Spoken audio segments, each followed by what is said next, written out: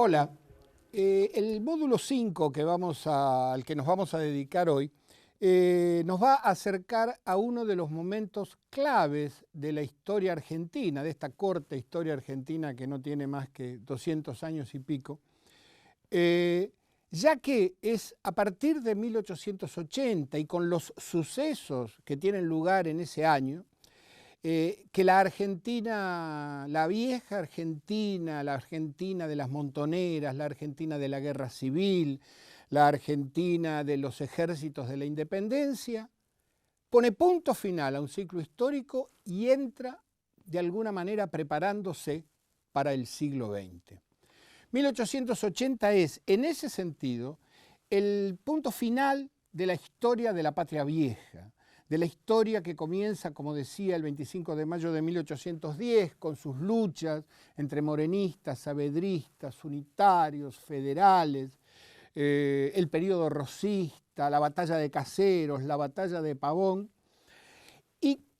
pone punto final, digo, a todo este periodo en la medida en que en 1880 se realiza el programa y la bandera por la que habían luchado durante todos esos años los pueblos del interior del país, los pueblos del interior de la Argentina, que es la federalización del puerto de la ciudad de Buenos Aires. Todas las luchas civiles, según Juan Bautista Alberdi, toda nuestra guerra civil que comienza el 25 de mayo de 1810 o pocos años después con las peleas con Artigas, tenían como finalidad reclamar para el conjunto de las provincias unidas del Río de la Plata en su momento, para la Confederación Argentina posteriormente, la renta del puerto de Buenos Aires, el ingreso que la aduana generaba en el puerto de Buenos Aires y que era monopolizado por la burguesía portuaria, la burguesía de Buenos Aires. 1880 entonces, con el triunfo del Ejército Nacional conducido por Julio Argentino Roca, después de una cruenta batalla, la batalla de los Corrales, que tuvo lugar donde hoy más o menos está el Autódromo Nacional, el Autódromo Argentino, bien digo, la batalla de los Corrales pone punto final a la guerra civil y Julio Argentino Roca y el roquismo, su gente, el partido por él fundado y organizado, federaliza el puerto de la ciudad de Buenos Aires, separa a la ciudad de Buenos Aires de la provincia de Buenos Aires y crea la capital federal. Es decir, el gobierno nacional deja de ser huésped de Buenos Aires para ser propietario, dueño, ejercer su autoridad sobre la ciudad que tanto se había resistido a la organización nacional. ¿Cuál es la fuerza que está atrás de Julio Argentino Roca? Para entender este punto es necesario, creo, remontarnos a unos años antes, cuando aparece en la provincia de Buenos Aires el partido que se denominó alcinista, el alcinismo conducido, como su nombre lo indica, por Adolfo Alsina. Adolfo Alsina era un tipo muy particular. Adolfo Alsina era hijo de un recontra unitario, Valentín Alsina, uno de los ideólogos liberales, antirrocistas, encarnizadamente antirrocistas, que sin embargo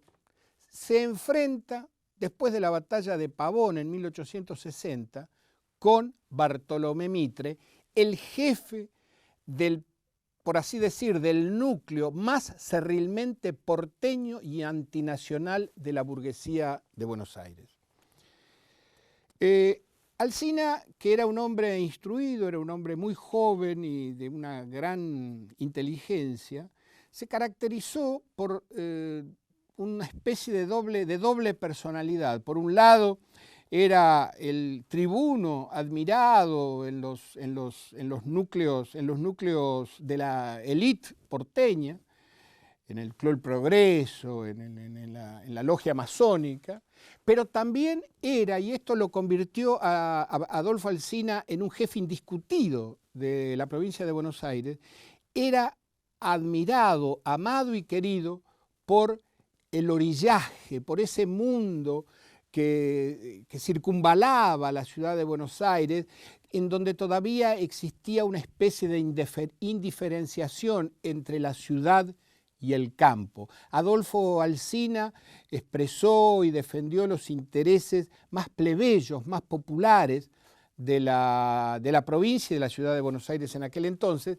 y en ese sentido, y a través de esa forma de representar políticamente a esos sectores, entra en contacto con los viejos federales, con los viejos rosistas, que habían sido proscriptos durante todo el periodo mitrista. Adolfo Alsina encarna por primera vez después de 1860 y de las consecuencias que para el interior tuvo la presidencia de Mitre. No se olviden ustedes que lo del Chacho Peñalosa, lo de Felipe Varela, lo de la Guerra del Paraguay, encarna, digo, la voluntad de generar una política nacional, una política de integración de los viejos federales por encima del egoísmo portuario expresado por Bartolomé Mitre. Y de ese núcleo alcinista, en el que curiosamente coincidieron Hipólito Yrigoyen por un lado y Roque Sáenz Peña por el otro, de ese núcleo alcinista y de las expresiones de las clases decentes del interior del país, surge el roquismo, surge la jefatura, la conducción de Julio Argentino Roca sobre un nuevo movimiento político que tendrá un punto de apoyo decisivo y fundamental, sin el cual hubiera sido imposible el 1880, que es el Ejército Nacional.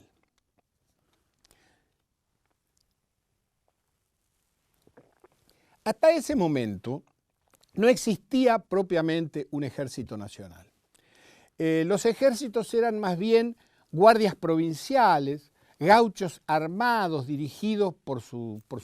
patrones, por sus jefes, y no existía la idea misma de un ejército cuyo espacio, cuyo territorio fuese la extensión general del país. Esto es una creación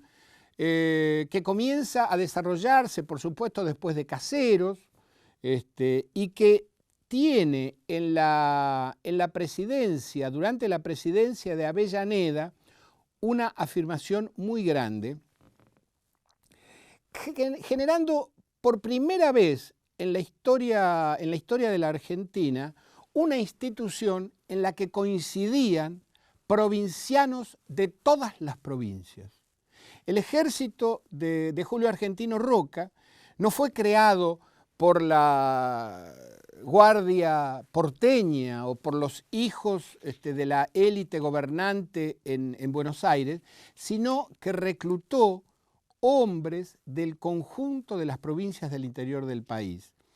Estos peones desocupados, este mundo criollo que desde Caseros, digamos, había sufrido la opresión de Buenos Aires, había sufrido el olvido que Buenos Aires tenía hacia ellos en la medida en que Buenos Aires usufructuaba monopólicamente el único salario, el único ingreso que tenía el país, que era su renta aduanera.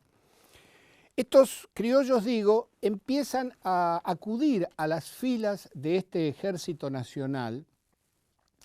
y se forja ahí una nueva identidad que ya no es salteña, cordobesa, mendocina o correntina, sino que por primera vez se empieza a forjar una entidad, una identidad de carácter nacional que expresa al conjunto del país. Y este ejército nacional tuvo un triunfo que fue un poco la base de la posterior jefatura y éxito de Julio Argentino Roca, que fue la conquista del desierto, la expedición iniciada y dirigida por Julio Argentino Roca para ocupar el territorio de la República Argentina que no había sido ocupado por los argentinos, que estaba en manos de grupos de tribus indígenas que ejercían una enorme presión sobre la provincia de Buenos Aires y sobre la provincia de Córdoba. Estos grupos, estas tribus indígenas, en su mayoría mapuche de origen chileno, eran a su vez agentes permanentes de la burguesía y de la oligarquía del sur de Chile, que utilizaba estas tribus y estos grupos indígenas para sus propios intereses. Sabido es que todas los ganados y todas las vacas, cabezas de ganado, quiero decir, que eran capturadas por los malones en la provincia de Buenos Aires, terminaban vendidas en el lado chileno, en donde muchos de estos jefes indígenas en el lado argentino eran respetables ciudadanos del lado chileno. El tema del indio, el tema de los malones, el tema de la ocupación territorial de la Patagonia, era un tema que tenía ya también su historia y que se había iniciado con el 25 de mayo de 1810.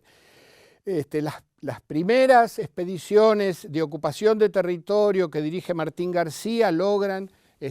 ocupar gran parte de la provincia de Buenos Aires. Posteriormente, Rosas trata de darle una solución que es parcial, logra ocupar la provincia de Buenos Aires hasta la actual Bahía Blanca y establece una política, digamos así, diplomática, bélica y diplomática simultáneamente con los caciques indígenas. Pero ya en 1879 la situación se había hecho insostenible. El propio desarrollo capitalista del mundo agropecuario de la provincia de Buenos Aires hacía inevitable que tuviese solución definitiva el problema y la amenaza permanente del indio. Adolfo Alsina, como gobernador de la provincia de Buenos Aires, había ideado una propuesta, una solución de carácter meramente defensivo. Había estructurado una línea de fortines en lo que se llamaba la frontera muy indefinida, por otra parte, unidos por una gran zanja, la famosa zanja de Alsina, según la cual iba a impedir o dificultar el acceso de los malones sobre los pueblos y las localidades en donde ya existía una comunidad que ejercía y practicaba la agricultura y la ganadería. Uno de los principales enemigos y resistentes a esta campaña al desierto, fue el propio mitrismo. En realidad, Arturo Jauretche ha definido, creo yo, con enorme claridad el sentido geopolítico e histórico de la campaña del desierto. Dice Jauretche que el liberalismo argentino, los unitarios, que se llamaban unitarios y después se llamaron liberales argentinos, tenían una visión de patria chica. Lo que él decía era que les interesaba Buenos Aires, el puerto de Buenos Aires, la ciudad de Buenos Aires como puerta de entrada y de salida de toda la producción de las Provincias Unidas del Río de la Plata. Un poco el mundo agrario periférico a la ciudad de Buenos Aires, digamos, hasta llegar a lo que hoy sería San Pedro,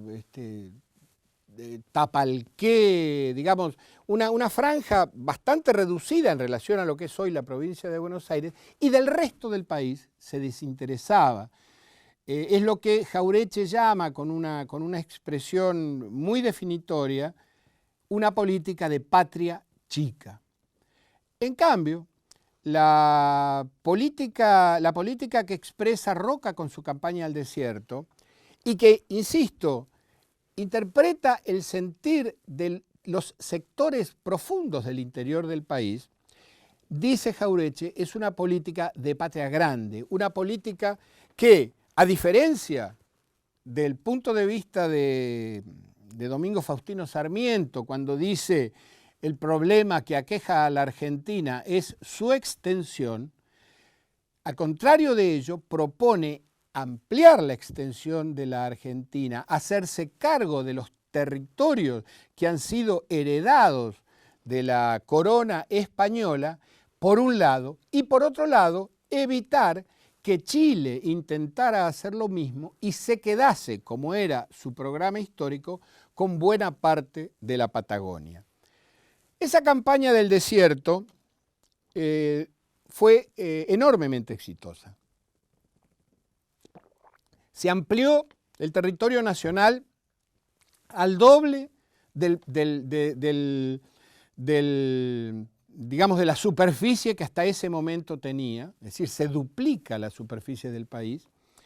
Se logra extender los territorios en condiciones de la agricultura y ganadería, y por primera vez, de alguna manera, el Estado Nacional, la Argentina, se hace cargo de su dimensión territorial. Julio Argentino Roca tuvo, a lo largo de sus dos presidencias, una visión muy clara acerca de la importancia del ejercicio de la jurisdicción territorial del país. Lo menciono ahora y lo puedo lo puedo repetir más adelante. Una de sus logros fue obligar a la expedición sueca de Nordenskiöld rumbo a la Patagonia, que le vienen a pedir asistencia y puerto para poder abastecerse, obligarles a llevar un representante de la Argentina en su expedición, que fue el alférez Sobral. Y de alguna manera nuestra actual presencia en la Antártida Argentina y la reclamación de nuestro sector antártico se origina justamente en la política de Roca, de su segunda presidencia en este caso. Pero volviendo al 80, este ejército nacional se ha convertido en un factor político nuevo en la Argentina. En Buenos Aires se está preparando una revolución, un intento de copamiento del gobierno por parte de los sectores mitristas, que ven ya con amenaza el crecimiento de la figura de Julio Argentino Roca.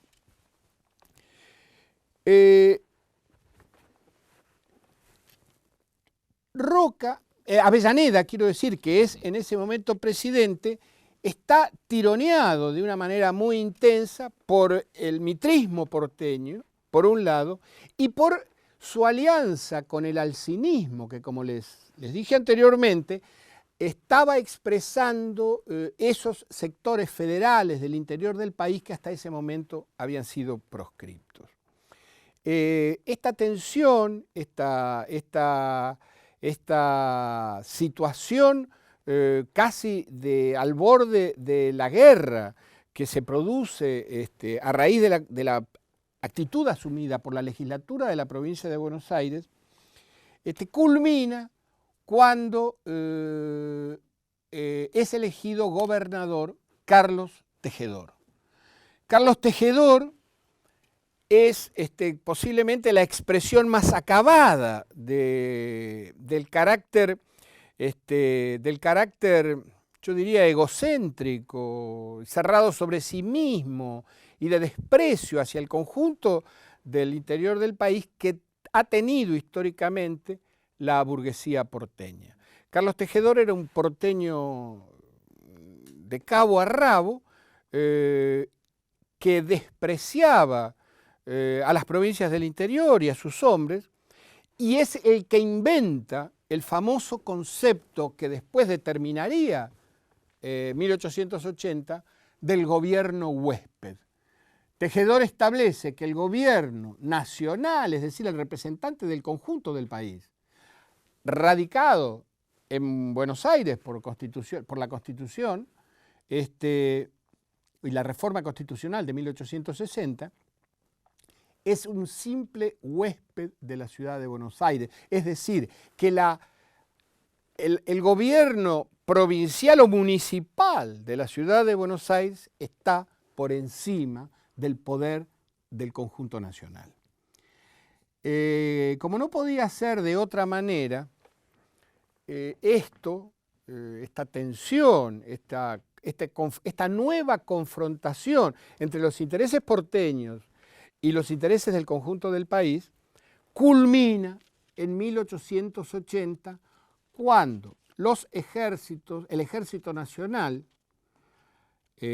a quien despreciativamente la burguesía porteña llamaría los chinos de Roca, derrotan a la Guardia Nacional de Carlos Tejedor en la batalla de los Corrales. El triunfo de Roca, recuerdo a ustedes que en ese momento el gobierno nacional de Avellaneda está exiliado de Buenos Aires, está fuera de Buenos Aires, se tiene que ir a Belgrano, que en ese momento no formaba parte de la ciudad de Buenos Aires, se tiene que ir a Belgrano para poder sesionar con tranquilidad, porque la presión política y militar que ejercían los fusileros de Tejedor sobre el Congreso Nacional dificultaban enormemente su funcionamiento.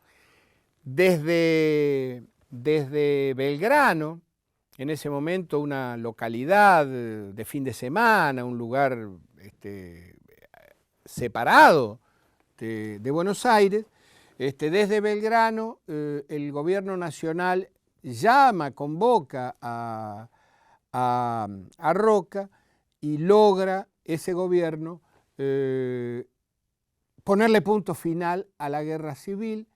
federalizar la ciudad de Buenos Aires y sobre todo federalizar el puerto de la ciudad de Buenos Aires, convirtiendo su renta en un ingreso del conjunto del país, que debe ser distribuido y debe ser gastado, por así decir, por el conjunto de las provincias que hasta ese momento solamente tenían como función pagar ese puerto, ya que todos los productos que salían de esas provincias, así sea Tucumán, Corrientes, Mendoza, Salta o Córdoba, pasaban por el puerto de Buenos Aires y tenían que pagar el consiguiente peaje. 1880, en suma, pone punto final al siglo XIX en la Argentina, pone punto final a la patria vieja. Las clases decentes del interior, a las que Roca expresaba con enorme claridad, las clases decentes del interior logran por primera vez desde Caseros, yo diría mejor desde Pavón, desde 1860, logran incorporarse y formar parte del gobierno nacional. ¿Quién era Roca? Roca había nacido en 1843. Quiere decir que este exitoso general, veterano de la Guerra del Paraguay, general del ejército y jefe de la campaña del desierto, y triunfador sobre los guardias provinciales de Carlos Tejedor en la batalla de los Corrales, era un hombre de 37 años.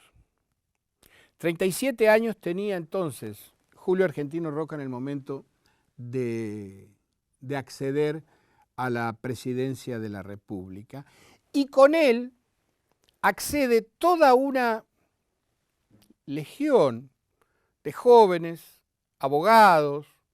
militares, escritores, poetas, que se habían formado a la fragua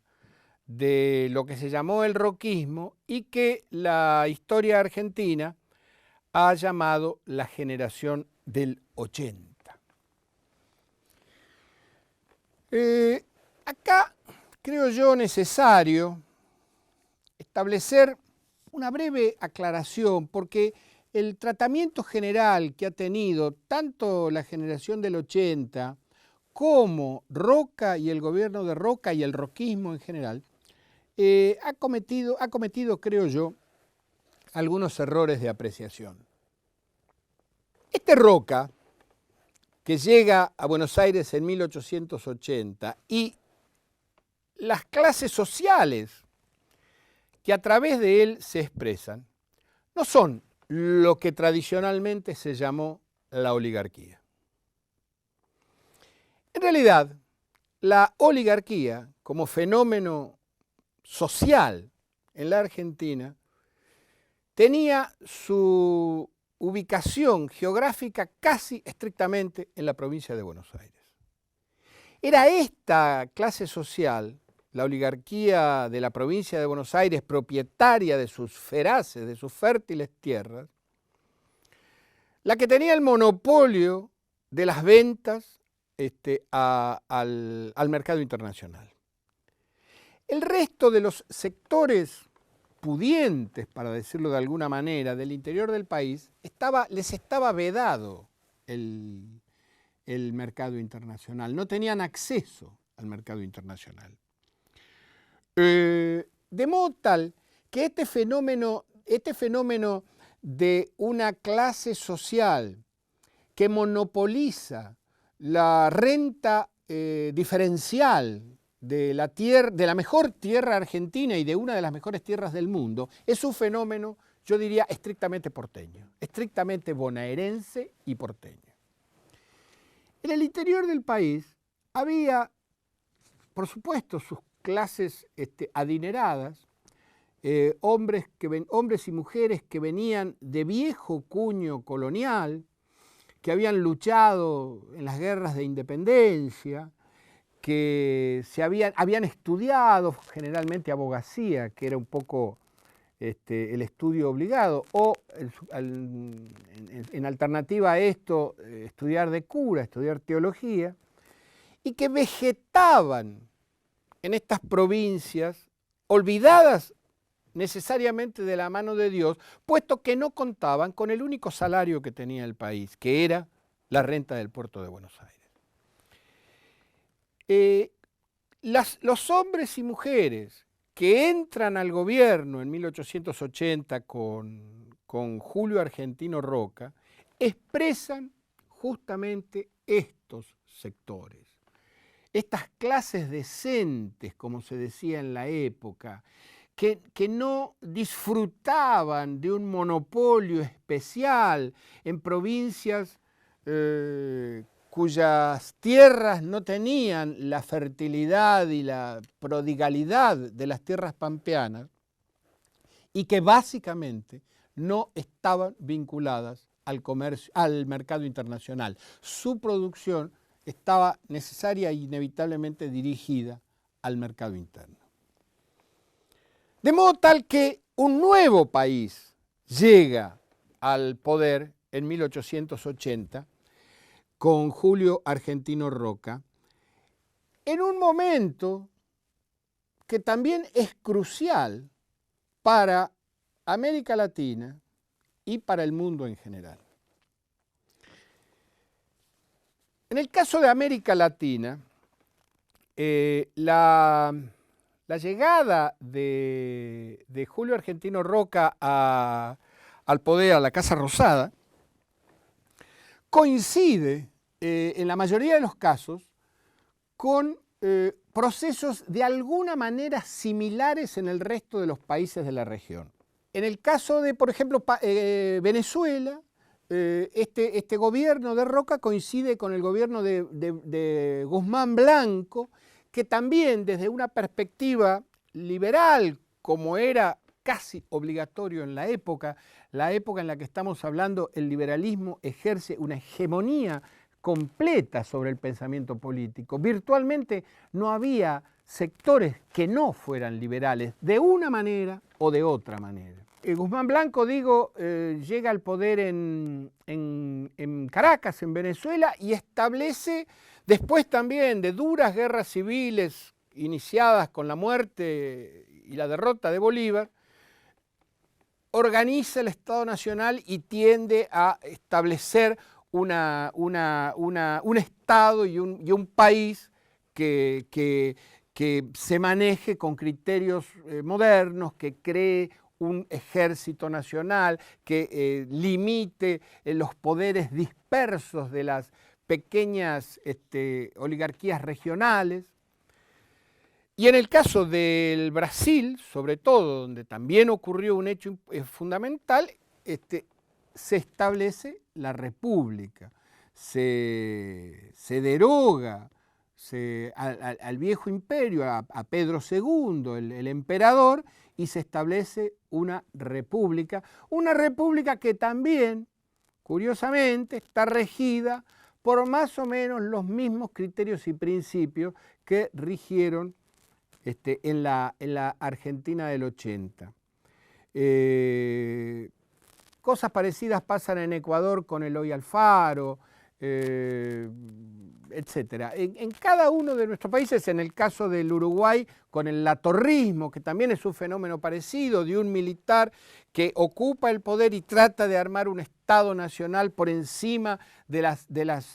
desavenencias que había tenido el Uruguay entre blancos y colorados a lo largo de todo el siglo, XIX. Todos estos procesos que ocurren simultáneamente en América Latina alrededor del año 1880 tienen algunos rasgos comunes muy precisos que vale la pena destacar. En primer lugar, el liberalismo como ideología dominante. Es una época en donde las ideas del liberalismo, sobre todo de cuño inglés, han tenido un impacto sensacional, un impacto, por otra parte, buscado en todo el mundo periférico al europeo. En segundo lugar, con una visión filosófica, por así decir, común a todas ellas, que es el positivismo de Augusto Comte. El positivismo era considerado en ese momento y era llamado inclusive en ese momento como una especie de ciencia política,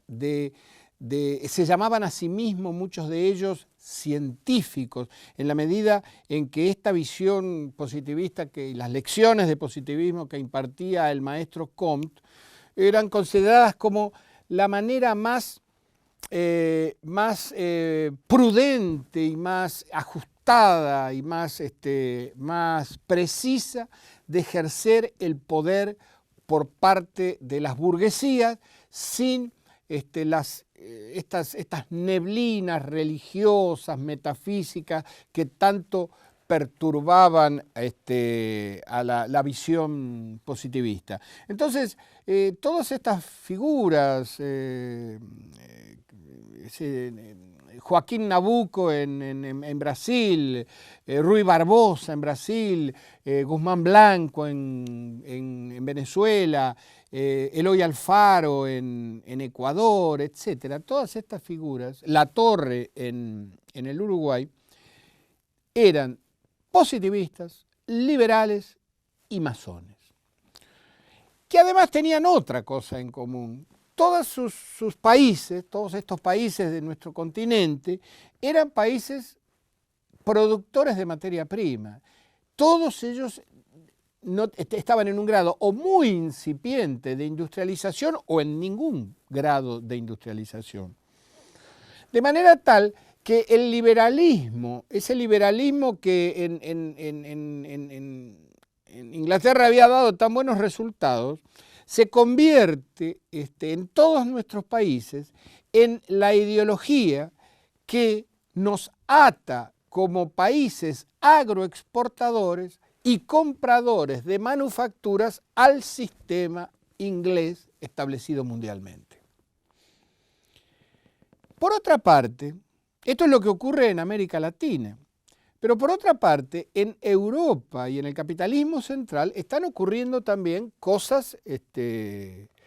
importantes y trascendentales. A partir de la derrota de la Comuna de París en 1871 y a partir, digamos así, de la guerra franco-prusiana, se consolidan los estados nacionales tardíos, se consolida el Estado Nacional alemán bajo la égida de Bismarck, se consolida el Estado francés, obviamente, que venía con una gran consolidación, pero que adquiere en ese momento un carácter eminentemente colonialista, y se consolida, por supuesto, el imperio británico como el imperio, el gran sistema de explotación del mundo periférico en beneficio, defensa y ventaja de su propia industria, de la industria inglesa en particular y de las industrias europeas en general. Aparece el fenómeno del imperialismo. Y del imperialismo económico, en los términos en que la economía considera el imperialismo, es decir, el gran mecanismo de succión de riquezas del mundo periférico, pero por otro lado se establece también una nueva forma de imperialismo colonial, a punto tal que países como Alemania, que hasta ese momento carecían de colonias, adquieren colonias en el África en la medida en que el tema de tener o no tener una colonia casi se convierte en una cuestión de estatus. Es decir, una gran potencia no es una gran potencia si no tiene colonias. Fíjense ustedes que es también en este periodo, a partir de 1880, donde el viejo Partido Republicano y la vieja República que ha ganado la guerra de secesión contra el mundo agroexportador esclavista del sur de los Estados Unidos, comienza su política de ocupación territorial, haciéndose cargo de Puerto Rico, haciéndose cargo de Filipinas, y aparece entonces y se consolida en el mundo a fines del siglo XIX esta nueva forma de imperialismo y de colonialismo.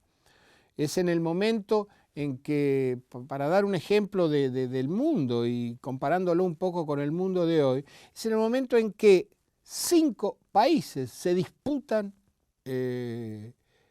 China. La guerra del opio ha dejado como consecuencia, además de la propia guerra, ha dejado como consecuencia que China quede descuartizada en cinco potencias coloniales que se disputan la explotación de ese gigantesco territorio, inclusive de la propia Alemania, que hasta ese momento, como decía, no había tenido intereses colonialistas. En ese mundo, en esa situación de desarrollo del capitalismo mundial, nuestros países, y la Argentina en particular, que de ella estamos hablando, logran articular, organizar y establecer sus estados nacionales. Jorge Abelardo Ramos, que es un duro crítico, digamos así, al proceso de disgregación sufrido por América Latina a partir de, digamos así, al terminar las guerras de la independencia, hace una afirmación que creo que es, que dibuja exactamente o define exactamente la situación por la que nuestros países pasaron en ese momento. Dice Ramos, a propósito del roquismo y de la creación y consolidación del Estado Nacional, fuimos argentinos porque fracasamos en ser latinoamericanos. Es decir, frente al gran fracaso de las ideas de los libertadores, de Bolívar, de San Martín, frente al fracaso generado por los intereses portuarios por un lado, los intereses colonialistas por el otro, las mezquindades regionales y una visión parroquial del patriotismo, dice Ramos, no éramos nada, por lo menos somos argentinos,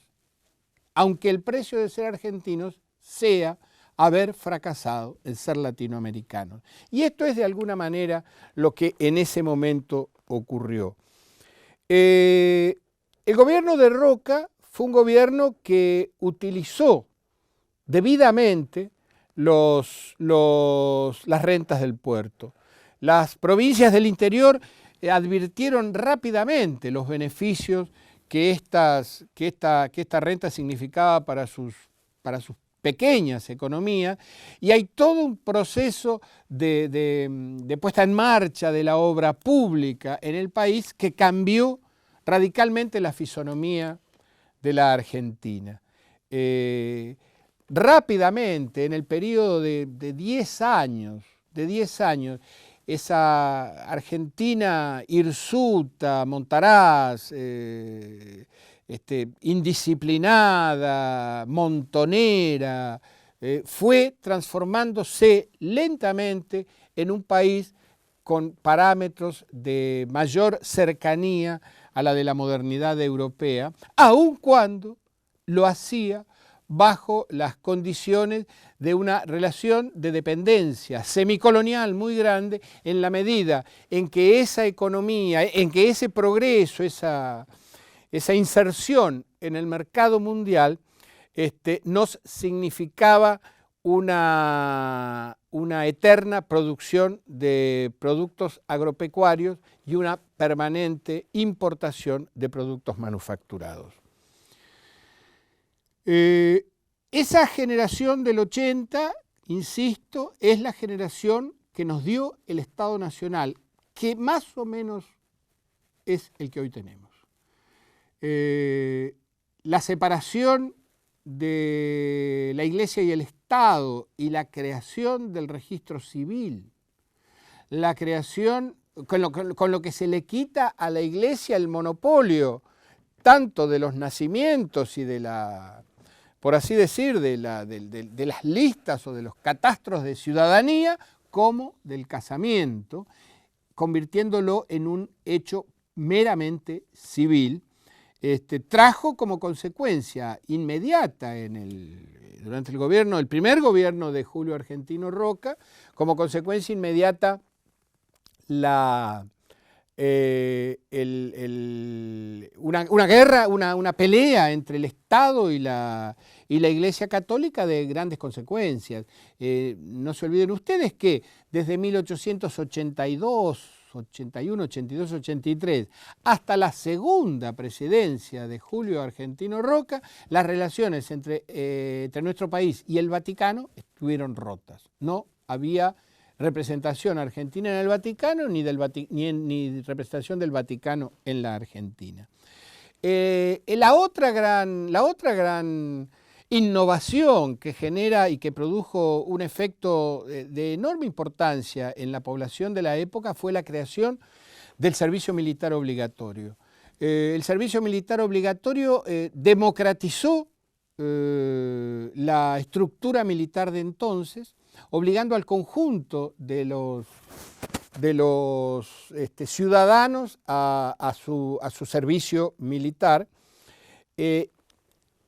teniendo a cargo de ello a un gran militar y a un gran modernizador del ejército, que fue el general Pablo Riccieri. De la misma manera, la ciudad de Buenos Aires, bajo la influencia del intendente que nombra Julio Argentino Roca, Osvaldo Mañasco, sufre un extraordinario proceso de modernización. Quiero contar a propósito de esto, porque muchos seguramente ya lo han olvidado, desde el 94 esto ya no funciona de esta manera. Uno de los resultados del triunfo del roquismo en 1880 y de la federalización de la ciudad de Buenos Aires fue que el jefe de gobierno, el presidente, la autoridad política de la ciudad de Buenos Aires era el presidente de la República. Era el presidente de la República que ejercía el poder político en la ciudad de Buenos Aires y obviamente al no poder realizarlo personalmente por la multiplicidad de tareas que un presidente de la República tiene,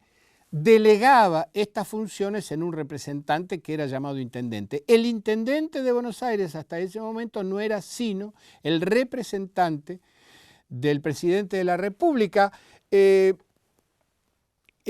Propuesta, idea o mecanismo que no deja de ser interesante habida cuenta que la ciudad de Buenos Aires es la ciudad de residencia del poder político nacional y que una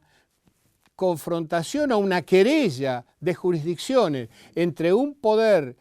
nacional y un poder meramente comunal tendría consecuencias institucionales graves que posiblemente las reformas del año 1994, no han logrado resolver. Esta generación del 80 cambió el país, como he dicho, y lo hizo en las condiciones posibles en que podía hacerlo. Intentaron algunos ministros, algunos más, otros menos, llevar a la Argentina por un camino de mayor industrialización, por un camino de mayor independencia con respecto a la importación de manufacturas de Europa,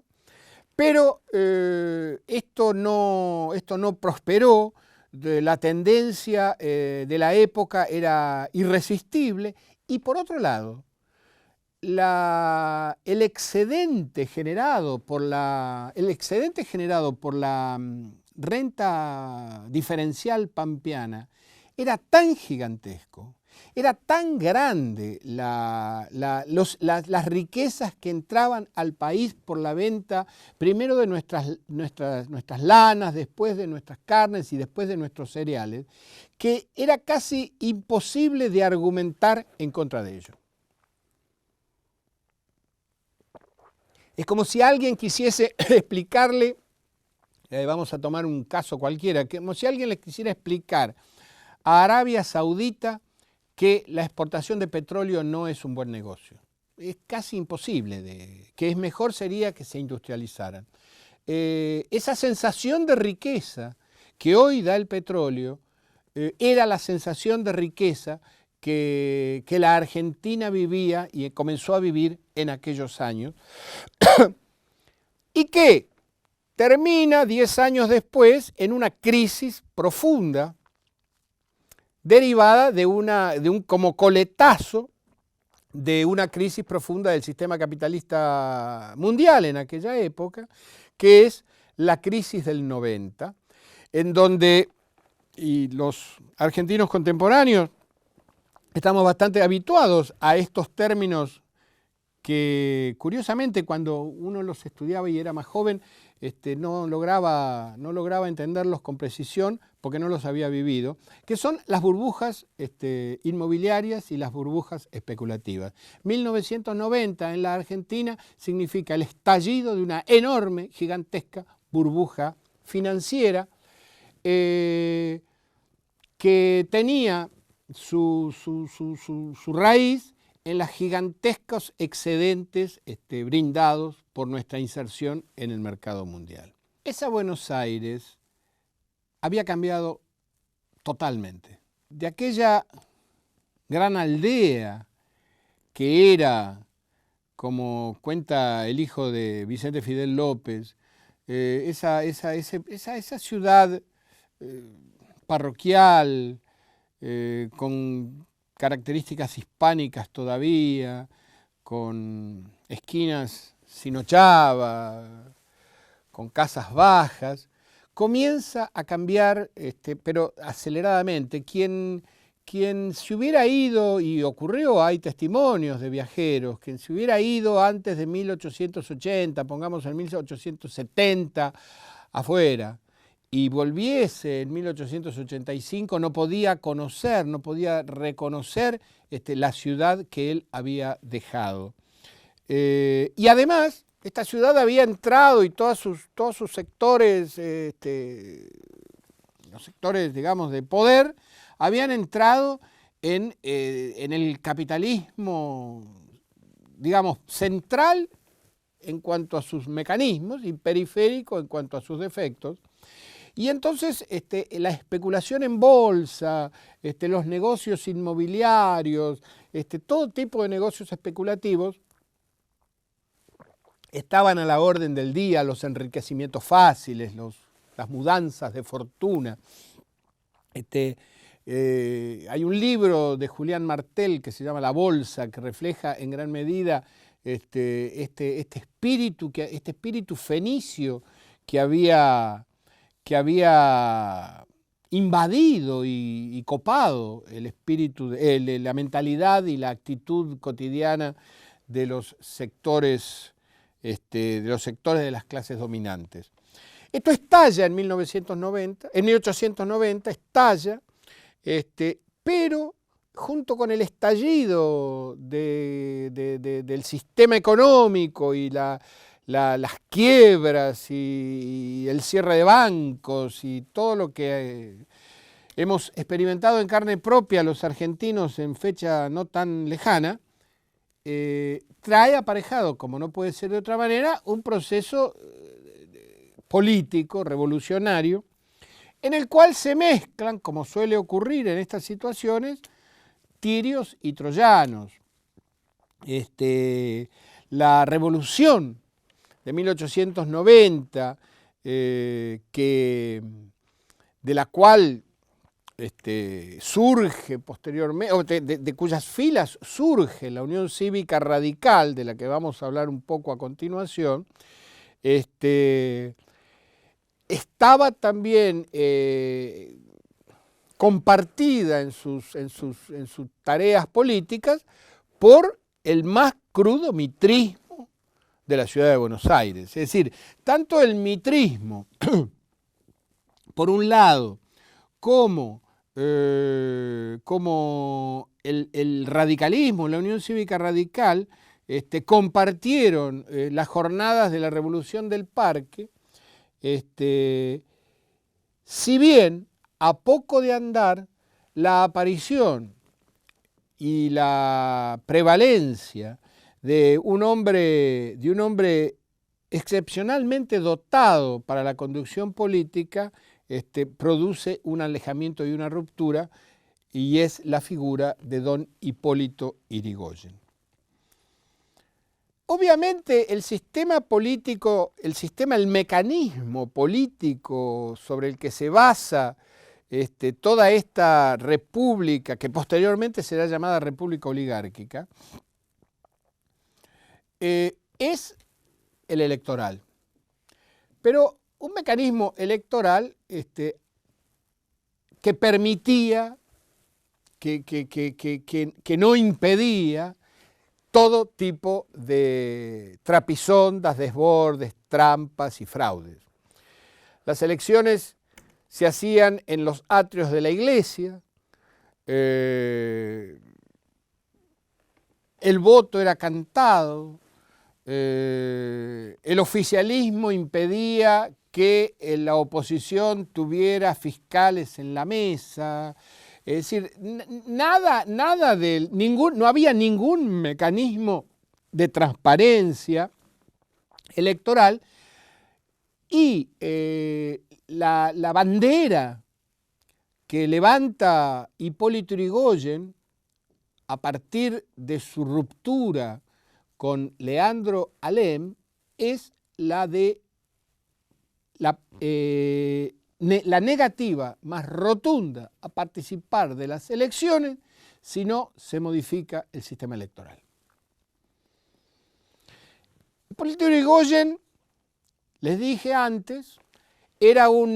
había sido un joven militante del partido alcinista, junto con Roque Sáenz Peña. Posteriormente, es un hombre de una familia, uno no puede decir de clase media, porque el concepto clase media es un poco posterior, o bastante posterior, pero es un hombre de los sectores medios de la sociedad, no es hijo de un gran estanciero,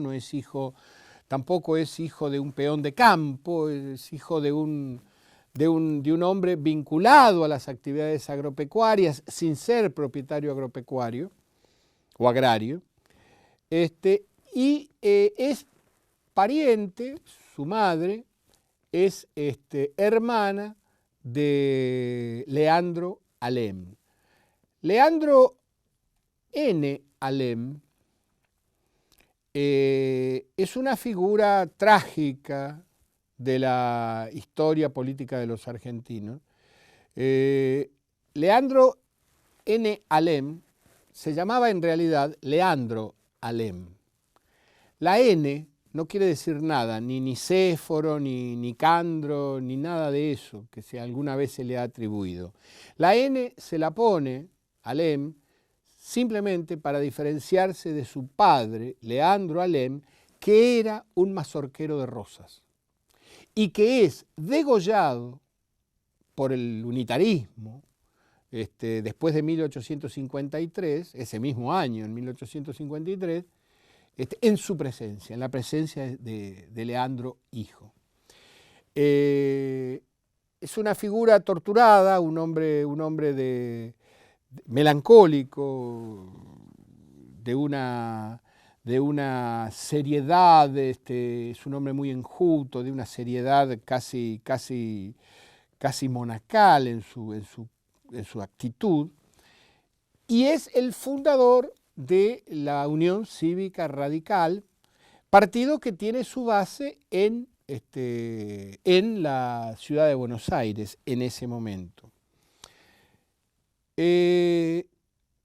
Con grandes afinidades, por lo tanto, por ser porteño, por ser de Buenos Aires, con grandes afinidades con el mitrismo. A poco de andar,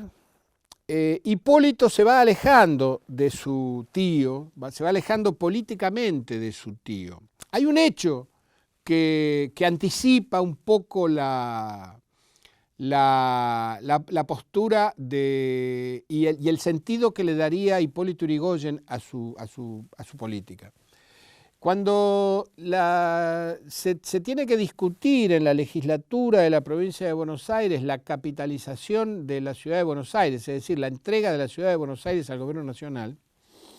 el mitrismo vota en contra y Leandro Alem vota en contra. Y en esa oportunidad Hipólito Yrigoyen vota a favor de la capitalización de Buenos Aires, diciendo que para él votar con el mitrismo sería como hacerme brasilero. Es decir, el enfrentamiento y la radicalidad de oposición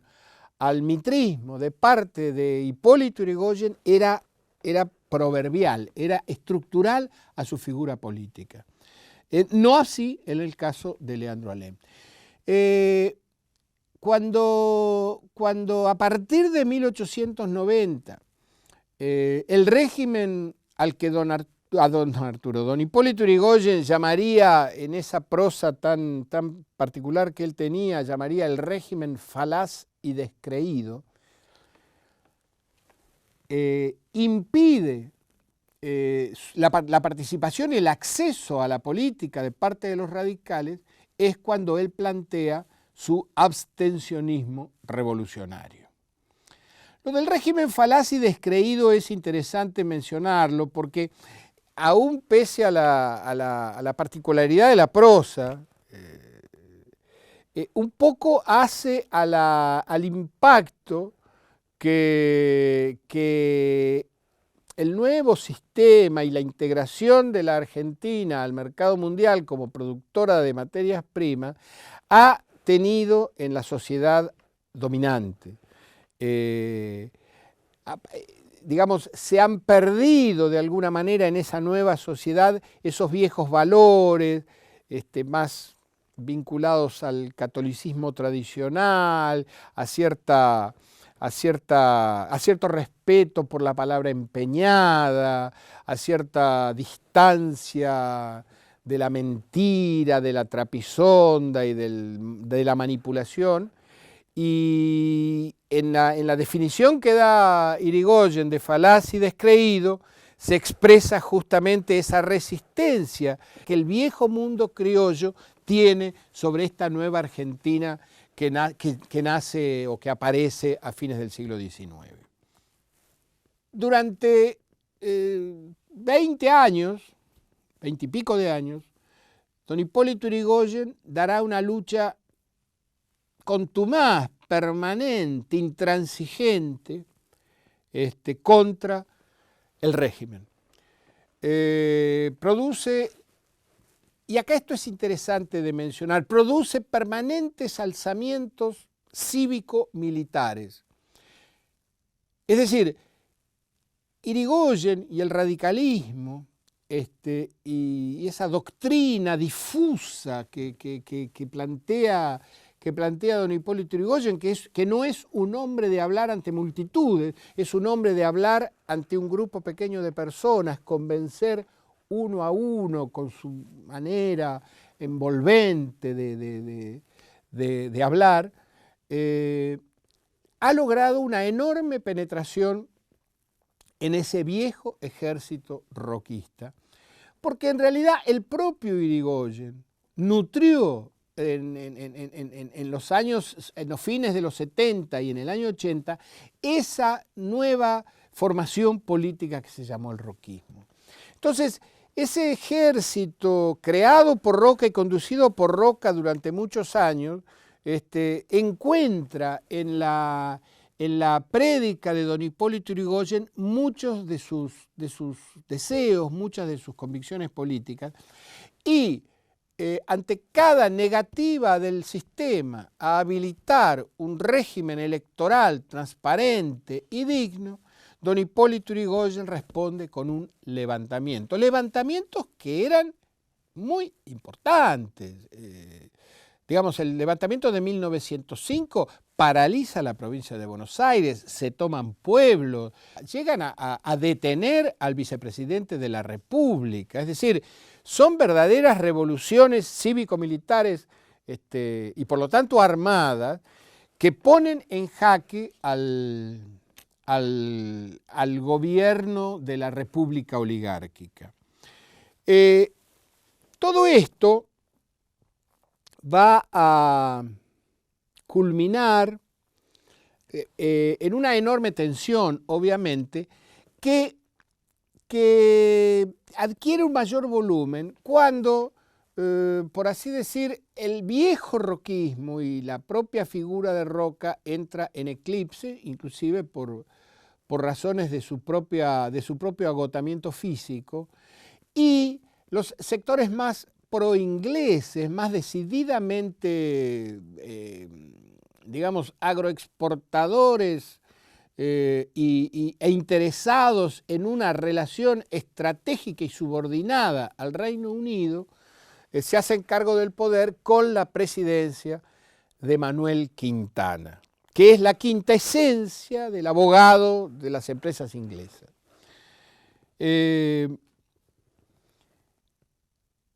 Hasta que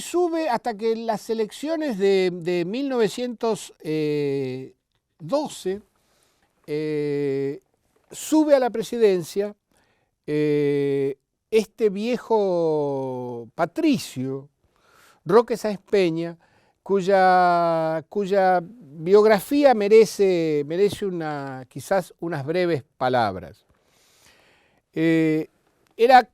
hijo, como decimos, de una familia patricia de la provincia de Buenos Aires, de la ciudad de Buenos Aires, que se remonta a los tiempos de la colonia, vinculado, como les digo, al alcinismo, al partido de Adolfo Alsina, partido que, como sabemos, tuvo como finalidad central enfrentarse a el mitrismo. Pero aquí no radica toda la historia de Roque Sáenz Peña, sino que el hombre tiene un historial de enorme valor y que de alguna manera expresa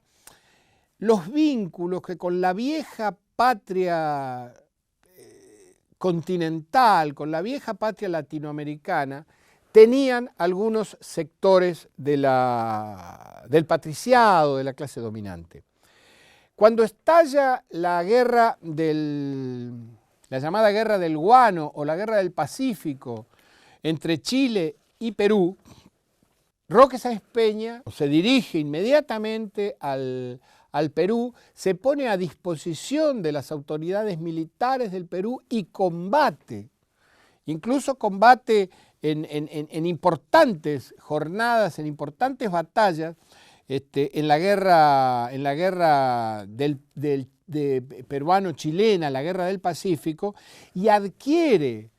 sus laureles de coronel o general, creo, del ejército peruano en combate, cosa que no muchos militares posteriores adquirieron,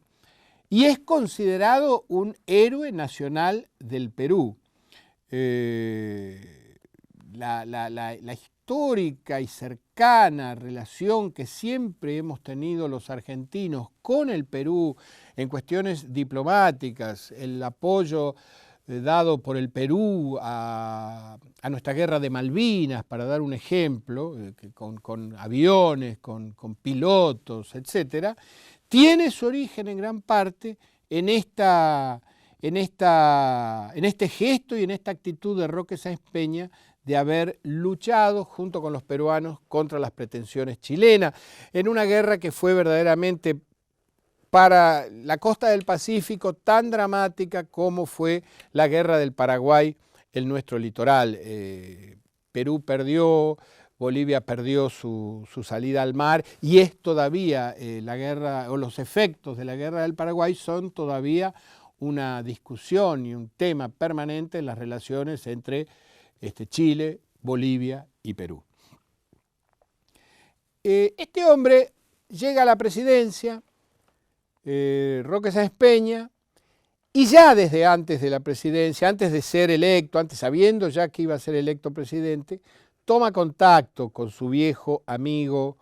el revolucionario, intransigente, inclaudicable, don Hipólito Yrigoyen, que se ha convertido en un hombre de fortuna, en un hombre de campo, que ha hecho su fortuna, pero que la gasta permanentemente en sus revoluciones, y no solamente en sus revoluciones, sino en algo que lo convirtió en una especie de ídolo o casi de santón popular a don Hipólito, que era la permanente asistencia a las viudas o a las mujeres o a los hijos de los hombres que por su causa, como él llamaba, por su causa habían terminado en prisión o habían terminado degradados en el ejército o habían sufrido consecuencias económicas. De su propio pecunio, don Hipólito iba y visitaba y dejaba el dinero necesario para que los correligionarios no pasasen necesidades. Esto lo convirtió a Yrigoyen en una figura indiscutible, una figura de un arraigo popular como hasta ese momento no había tenido ningún otro jefe político en la Argentina. Quizás podríamos remitirnos a un Juan Manuel de Rosas, pero era estrictamente vinculado a la provincia de Buenos Aires. El caudillaje, el amor y la fe que las grandes masas le tenían a don Hipólito Yrigoyen tenía un carácter nacional, un carácter que ocupaba todo el país. Entran en conversaciones porque la finalidad de Roque Sáenz Peña desde el principio, desde que es elegido presidente, es volver a legalizar el sistema político, volver a remozar el sistema político argentino para darle transparencia y para que se integrasen al mismo ese partido, esa Unión Cívica Radical de don Hipólito Yrigoyen, que expresaba la voluntad de miles y miles y miles de argentinos. El resultado de eso es por todos ustedes conocido. Roque Sáenz Peña sanciona la ley llamada Roque Sáenz Peña, por la cual se establece en la Argentina el voto secreto, universal y obligatorio para la mitad de la población. Todavía quedan las mujeres fuera de ese derecho, y no solamente de ese derecho, que las mujeres quedan durante un largo periodo fuera del Código Civil, digamos, si no pueden comprar, no pueden vender. La mujer casada es hasta la década del 50 una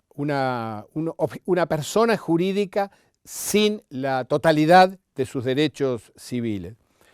Será recién con Evita donde la mujer adquirirá la totalidad de sus derechos civiles,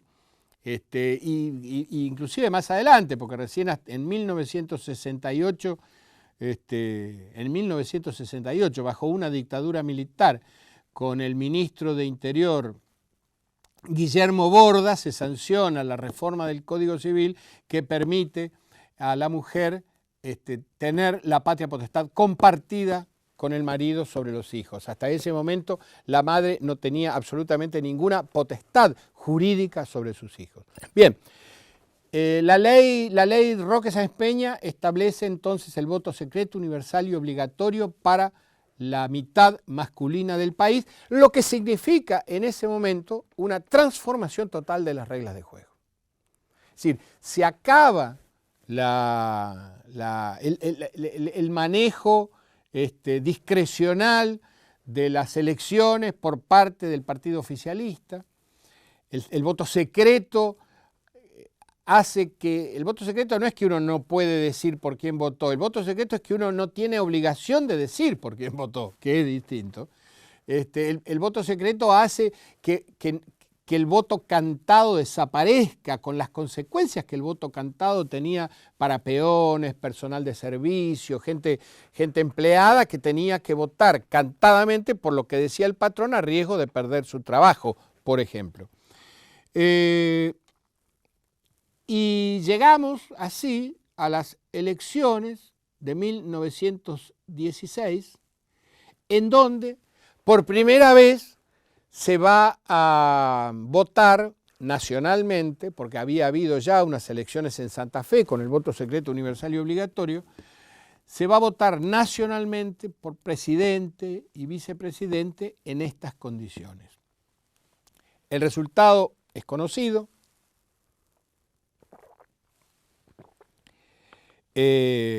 Don Hipólito Yrigoyen gana las elecciones y se convierte en el primer presidente democrático de la Argentina, es decir, en el primer presidente que es el resultado de la libre decisión, sin presiones ni cortapisas, de la voluntad popular. Esto va a ser una transformación extraordinaria para la política argentina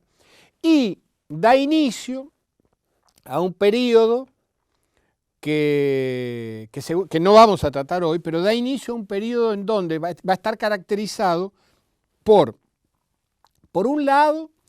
la presencia, la adscripción, la incorporación a la vida política, a la vida pública, de esas masas inmigrantes que durante los años 1870, 1880, 1890 habían llegado masivamente al país y que no habían encontrado todavía un partido, una expresión política que los representase. Y por otro lado, pese al hermetismo que don Hipólito ponía a sus propios pensamientos, pese a la parquedad de sus reflexiones políticas, el radicalismo va a expresar también a gran parte de aquellos viejos sectores federales que habían quedado, digamos así, proscriptos y al margen de la política. El poder de don Hipólito Yrigoyen radicó siempre centralmente en la provincia de Buenos Aires.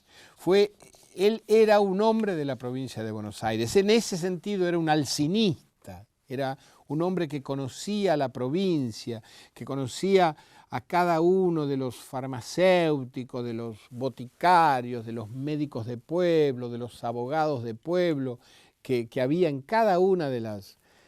ciudades, pueblos, aldeas y poblados de esa gigantesca provincia. Y su impronta en la política argentina será decisiva y seguramente motivo de otra clase.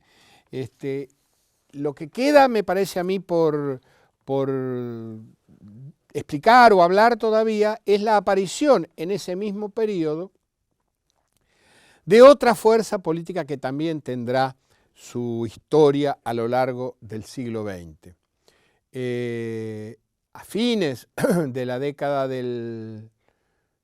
a fines del siglo XIX, o sea, 1890, 1880, 1890, como sabemos, han llegado centenares de miles de inmigrantes, corridos en buena parte por las crisis y la situación del capitalismo europeo y en buena parte también atraídos por la bonanza que estas tierras prometen. Muchos fracasaron y se volvieron, muchos, y muchos, como todos sabemos, se quedaron, se instalaron y poblaron esta república. Entre sus bagajes y entre sus experiencias, muchos de estos hombres traían sus luchas sociales, sus enfrentamientos como campesinos o como trabajadores urbanos, y ese ideario que caracterizaba entonces a las luchas políticas y sociales de Europa, definidas en dos grandes líneas, dos grandes tendencias. Los socialistas, por un lado, y los anarquistas, por el otro, que era un poco la gran polémica que había surgido, el gran enfrentamiento, la gran discusión que había surgido en la Primera Internacional entre los seguidores por un lado de Carlos Marx y los seguidores de Bakunin por el otro. Estos trabajadores, estos hombres y mujeres europeos que llegaban a estas tierras venían con sus experiencias, con sus luchas, con sus ideales, pero carecían de un elemento fundamental, a mi modo de ver, para que este pensamiento y estas ideas cayeran en un suelo fértil, que es el conocimiento de la historia y las condiciones propias del país al cual llegaban. Estos hombres y mujeres que llegaban en 1990 a una Buenos Aires que, como traté de describir anteriormente, era una especie de gran ciudad europea, ignoraban que hacía solo 10 años 3.500 argentinos habían caído en la batalla de Los Corrales, 3.500 argentinos, que ahí donde llegaban o en las provincias a las que iban, no hacía poco había habido montoneras, había habido enfrentamientos civiles, había habido toda una historia, una larga historia que estamos tratando de contar en esta diplomatura, que ellos ignoraban. Se radican sobre todo en los trabajadores urbanos, en los trabajadores fabriles, se radican, como no podía ser de otra manera, en un país eminentemente agropecuario, en una o dos ciudades donde tienen la posibilidad de realizar algún tipo de tarea fabril. En ese momento, Buenos Aires, Rosario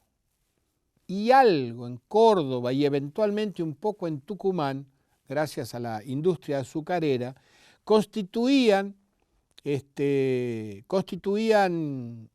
núcleos o lugares donde pudiese generarse trabajo fabril. Y básicamente Buenos Aires era la ciudad donde las principales manufacturas se habían establecido. Manufacturas por un lado o actividades de servicios con cierto carácter industrial, como puede ser los servicios eléctricos, los servicios de transporte, etcétera, que tomaron e incorporaron mucha mano de obra de origen inmigrante. De estos sectores, de la conjunción de estos esfuerzos, de la creación de sindicatos ya a fines del siglo XIX, 1880, ya en 1870 y algo hay sindicatos en la Argentina, de la creación de estos sindicatos, de la conjunción de este pensamiento, de estos trabajadores urbanos, nace el Partido Socialista, liderado por un hombre de Buenos Aires, un admirador de Bartolomé Mitre, positivista en su concepción filosófica, que fue el doctor Juan Bautista Alberdi. El Partido Socialista tendría su radicación principal en la ciudad de Buenos Aires y en 1812, si mi memoria no me falla en este momento, justo, en 1812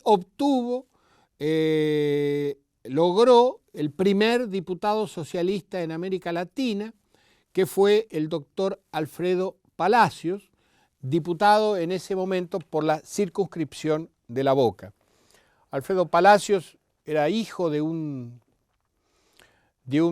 político blanco uruguayo que había peleado en Paysandú junto con Leandro Gómez ante el ataque brasilero inmediatamente antes de la Guerra del Paraguay. Se radica en Buenos Aires y su hijo, Alfredo Lorenzo Palacios, se recibe de abogado y se convierte en un joven dirigente socialista con un gran arraigo y una gran representatividad en los sectores obreros de entonces de Buenos Aires. Los trabajadores de origen anarquista o de militancia anarquista irán organizando sus sindicatos. Ustedes saben que el anarquismo se caracterizó por resistirse sistemáticamente y como una cuestión de principio y de conceptualización a la formación de un partido anarquista. La idea de un partido anarquista la idea misma del partido estaba fuera de los criterios ácratas, de los criterios anarquistas, en la medida en que el partido en última instancia lo que pretendía era disputar el poder político del Estado y la finalidad de los anarquistas era la destrucción del Estado, la desaparición del Estado, la desaparición inmediata del Estado, quiero decir. De modo tal que los anarquistas se movieron y fundaron y crearon sindicatos, sobre todo en la ciudad de Buenos Aires, tuvieron un cierto arraigo también en los trabajadores agrarios, en los peones de campo. La figura del payador anarquista que va con su guitarra y su caballo de estancia en estancia, juntándose en las materas para cantar canciones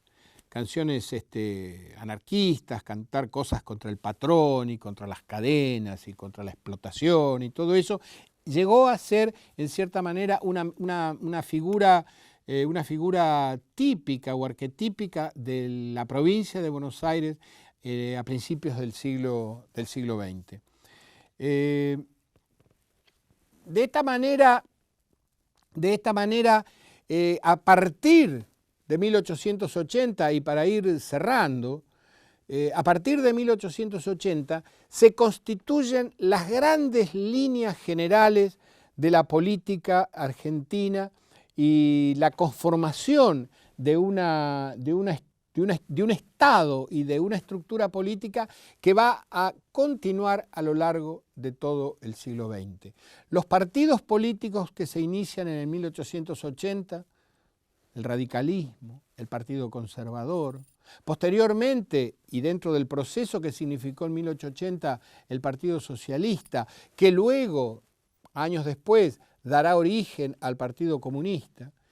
el Partido Demócrata Progresista de la provincia de Santa Fe, que nace como una división, una pelea, una secesión de la Unión Cívica Radical en un enfrentamiento muy histórico, importante entre don Hipólito Yrigoyen y Lisandro de la Torre. Todas estas características, la creación de un Estado que comienza a ejercer su potestad de Estado y a organizar el país, la incorporación de la Patagonia, por un lado, y de las provincias que en ese momento se llamaban territorios nacionales, del Chaco, de Formosa, a la jurisdicción nacional, van a significar, en resumen, la consolidación del mapa político de la Argentina que hoy conocemos, del Estado argentino que hoy, con las transformaciones que ha tenido a lo largo de los tiempos, pero básicamente con esos criterios, hoy